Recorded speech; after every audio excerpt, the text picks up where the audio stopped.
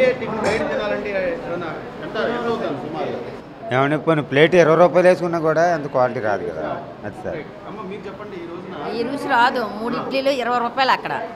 ఈ రుచి రాదు. బాగానే ఉంది. ఈ రుచి రాదు.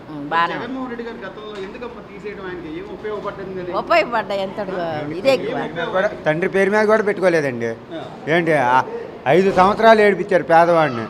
పనులు లేక, ఇసుక లేక, ఏంటి లాక్డౌన్ పడి మరీ దారుణం. అందుకే కదండి ఈసారి ఏంటి ఈయన మాట అన్నాడంటే మాట తప్పడు.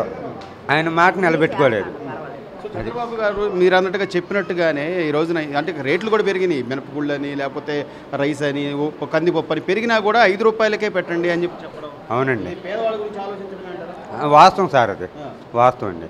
ఏంటి 10 సంవత్సరాల కిందట ఆయన 5 రూపాయలు చేశాడు, ఇప్పుడు 5 రూపాయలు చేశాడు. బస్సులు ఫ్రీ పెడుతున్నాడు. ఏంటి ప్రతిదీ న్యాయమే చేస్తున్నాడండి. చేస్తాడండి.